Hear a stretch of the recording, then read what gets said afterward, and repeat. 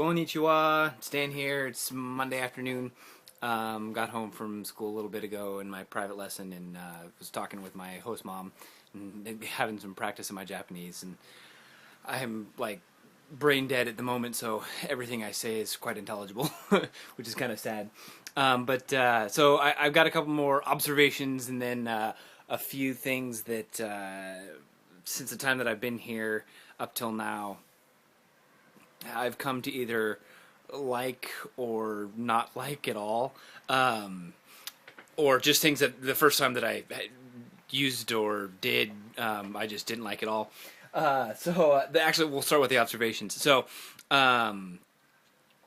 Yesterday I went to a Matsui Festival out at the ocean where they take these big floats that are just huge wooden structures with all this like gold carved intricate designs, and they have whistle players and drums and this whole like parade that they go down to the ocean and then take these floats out into the ocean and then bring them back up onto the land and take them back to the temples.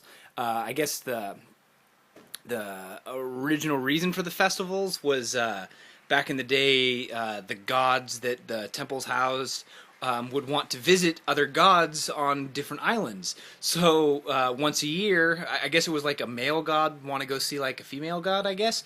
At least that's what I... I got an explanation from some Japanese guys at one of these temples, and this is what I picked up, I think. So I'm probably wrong, but I'm just going to say what I think I know. So they would put these temple housing things for the gods onto boats and take it across the ocean to another island, and then they would visit the other god, and then they would bring the little temple thing back. And the festival progressed into this where they take these floats out into the water, and just there's like probably 100 guys that are pulling this thing with these ropes and pushing on these big like lever logs, and it was impressive. They had 3 floats that they pulled out into the water. I got a bunch of pictures, which is pretty cool. After the festival, we went to this like fish market and just saw all kinds of fish and squid and things that I don't even know what they are being sold to take home and like eat, to take home and cook and eat.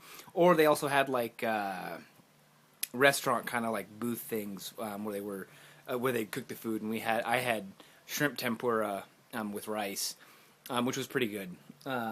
But while we were there, there's also like a mall kind of a part of it, and I saw wool-lined Crocs.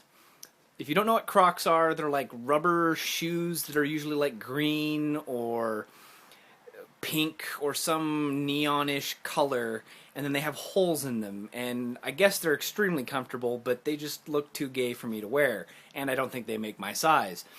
But when I saw wool-lined ones, I almost killed over laughing because it was just entertaining seeing that. So that was pretty entertaining. Wool-lined Crocs. So recycling. Here in Japan, they recycle pretty much everything. The trash, there's not like a normal trash can that you can just throw crap away. They have 3 or more different kinds of recycling that like every house has to do. Like at school we have these trash bins. They have trash bins for aluminum cans. They have trash bins for plastic bottles. They have trash bins for burnable rubbish, which is like if you have... So you have like a styrofoam leftover box from a restaurant. If you leave the food that you, like say you take the food out and you eat the food or whatever, and there's still food junk on the inside, you can't, that's not burnable rubbish. That's actually, it's like just the regular trash. But you're supposed to rinse it out so that the food's not in it anymore, and then it becomes burnable rubbish. I'm kind of confused on, but there's like all these different kinds of recycling. So every time you go anywhere, I'm always confused on which bin to put the stuff in because it's all always written in kanji, and if it was written in hiragana or katakana, they're like alphabet, I'd be able to read it and know which one. But usually I wind up just looking inside and going, okay, there's bottles in here. I guess I should throw my bottle in here. But there's a lot of times where the bins are just empty, and I don't want to just guess, so I wind up carrying my bottle around with me. To go along with that, the Japanese, they're not like litter bugs. In the States, there's just trash on the side of the road. It's just everywhere. The Japanese, if they have trash, they take it with them until they find a trash can to throw it away. When I was at the baseball game on Friday, nobody left trash behind in the stadium. Everyone brings it right to the trash cans. There might be a couple of things that people miss, but for the majority of it, everywhere that I've been, I've never seen trash on the ground. And if I have seen it, it's usually from a foreigner not knowing what the hell they're doing. So I always thought that was kind of interesting. Okay, so those are a couple of my observations. Going into my things that I don't really care for, and we'll just call it things that I don't really care for. The toilets. Western style toilets, they're fine. They have like special buttons for if you want a bidet or if you wanted heated seats. That's fine and dandy. The traditional Japanese style toilets are just a pain to use because it is basically a very tiny urinal, horizontal, and you're basically crapping and peeing into a bowl in the floor. But every one that I've ever been in, there's been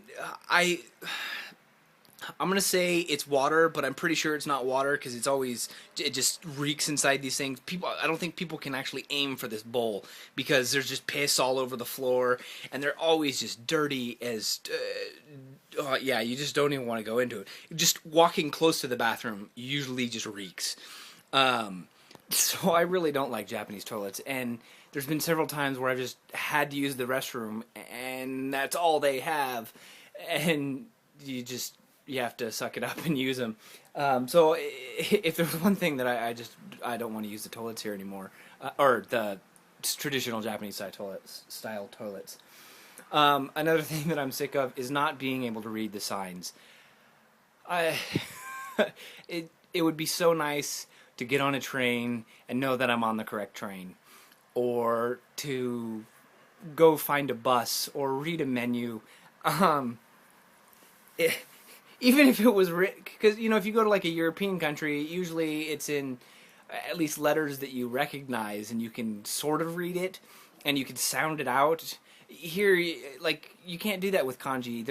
They're symbols that if you don't know what it is, you don't know what it is. So there's just been several times I'm just sick of being lost. Or this last weekend, I don't know if I've even said this. It took me 5 hours to do a 45-minute trip from Nagoya back to Okazaki. It was just sad. I would very much like to not be lost anymore. It's not like I'm completely lost because I always find my way home, but I would just like to do it in a timely fashion. And the last thing that I'm not really thrilled about. I don't know even how to describe it, but strange food, not unique food. Like, oh, that's unique, I'd like to try that. Food that stares at you, or things like that. Like pig's feet, or there's been a lot of things that like seafood and whatnot that I wouldn't have eaten on my own back in the States, just because I never really had an inkling for clams per se. But and granted, there have been a lot of things that I would never have tried that I actually really do like. Dried squid is actually very good. It's like a cool snack. I had it with sake, and it was very tasty. But just weird prepared Asian food, just that I'm not used to or having seen growing up, that Asian people are used to. That I would like to go to a restaurant and not worry about what I'm actually ordering. It's been, granted, I have had a blast trying a lot of new things and eating just things that I would never have touched before. But it would be nice to have a couple of dishes that I'm used to or grown up with. I guess tonight the homestay mom is going to make a style of meatballs. All the food that I've tried has been different compared to its Western counterpart. Like burgers. I don't know if I've said this. I keep trying to think about things that I've thought about that I haven't said not yet. But the burgers, I had a McDonald's burger, and I swear it was not beef. It was pork because it tasted like a sausage patty. And that was like the Big Mac. Little things like that. I don't even remember where I was going with that. So there's a few things that I've come to just be frustrated with, and a couple more things that I've noticed. And this video's gone long enough. Today I had school. It was fun. My brain went dead halfway through yet again. I'm still tired from the weekend, so I'm going to try and take a nap here and then try and get to homework if I make that. So yeah, I don't remember if I did a video over the weekend or not. I'll check online, and the days are starting to blur together. So I think that was it. Yeah, so I'll see you guys tomorrow.